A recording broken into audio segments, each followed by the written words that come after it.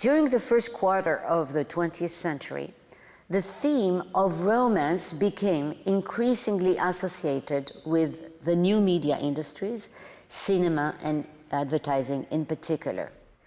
This process, where romance was used for the promotion of a wide variety of products and presented in movies as a way to consume leisure, I call this process romanticization of commodities.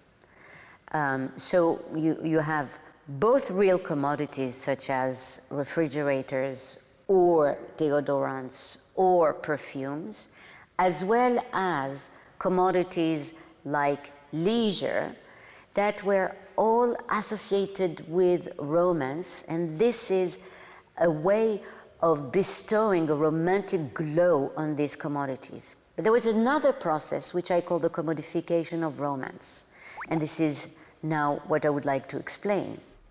To understand the relative novelty of this, let me say something about the 19th century America way of courting.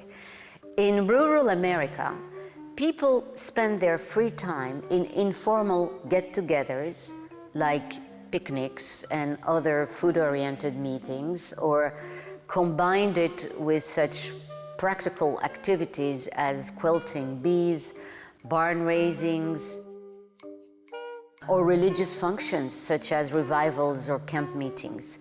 And going to church or fairs or dances were also other popular forms of entertainment. In short, in rural areas, leisure was essentially communal. Now, let me see how this has an impact on courtship.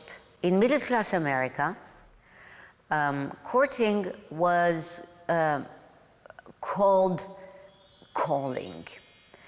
A suitor courted a woman at home, a practice that had its source in the upper classes of England, whom the American middle class was eager to imitate. Thus, formal teas and dinner parties became important avenues for socializing in the home. Public amusements were forbidden, actually, quite often by the middle-class Puritan morality. And these amusements were viewed as responsible for lowering the moral standards of young people. And calling on a woman was considered to be the most genteel way of courting a woman. So courting was expected to take place within the protected boundaries of home and the family, even when the family was not necessarily present to chaperone the courting couple. The family and the home were the invisible yet always present context of courtship. But by the turn of the century, the practice of calling was in fact fading away and was being replaced by dating.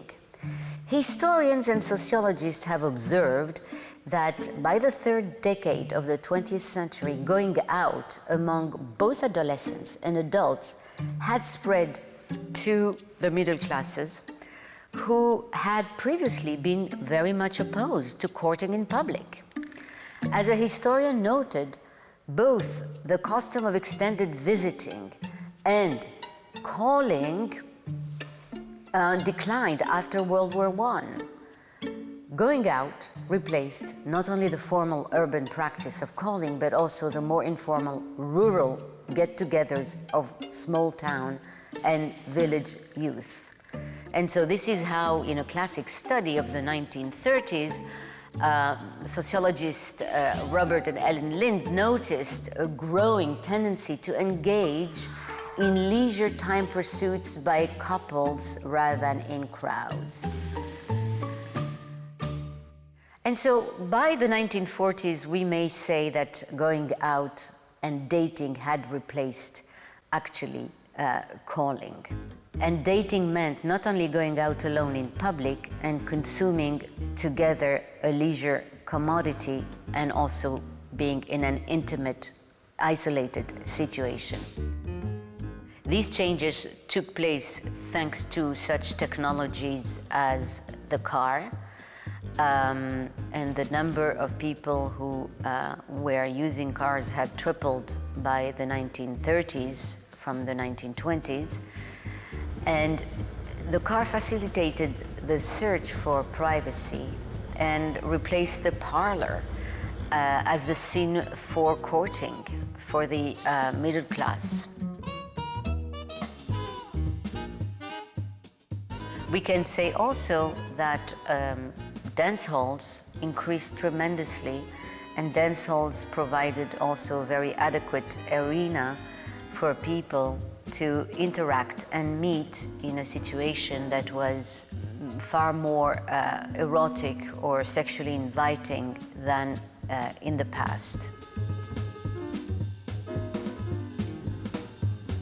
And so we have here a new, if you want, a new practice, which is to go out on a date, to use the leisure industry, which was not only the result of the desire of people of all classes to participate in this new realm of leisure, but it was also the result of profound cultural changes, other profound cultural changes, such as a looser parental control, a decline of religious morality, and within a relatively short time, form of entertainment and romantic encounter, which were previously decried by middle-class morality, became acceptable and standard for all the middle classes and working class as well.